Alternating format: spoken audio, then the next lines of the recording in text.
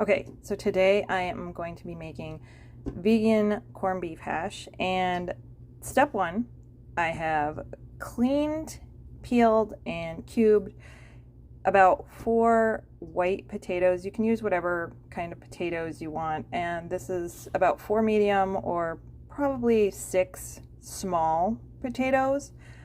So you could use the white ones, you could use the red ones, you could use Yukon Gold, just whatever you have or whatever your favorite is. That would be the first step. Rinse, peeled, then I am going to boil them. And we're going to boil them until they are not super soft. I will show you when they're ready, sort of the texture that we're going for. Okay, so it turns out I wound up boiling these for right about 18 minutes. I will show you about the consistency. They are about to the point where if you smush them, they will break apart. It's getting a little foggy, but that is about the consistency they are. They break apart when you give them a squish.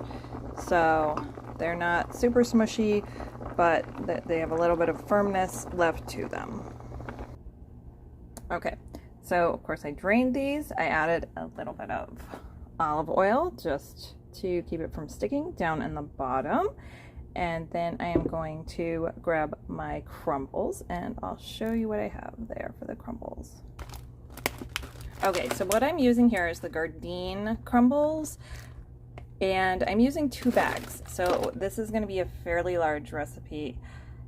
And of course you could cut the potatoes, the number of potatoes in half, and then just use 1 bag if you wanted to, a smaller recipe. But I like having leftovers, and this works well as something that you save and reheat. So that's what I'm going to do here.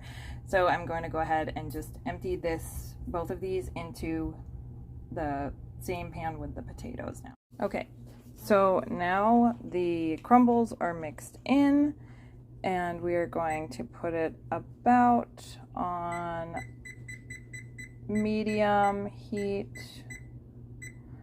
and then we are going to cook until it is sort of brown. We're going to add a little oil here and there just to make sure it doesn't scorch, stick to the pan. I am going to add some garlic powder in there just as seasoning, and I'm just going to do that sort of to taste. I personally like quite a bit of garlic powder, and this is something that you don't necessarily have to do if you're not a fan of garlic powder. If I had onion powder, I'd probably add that.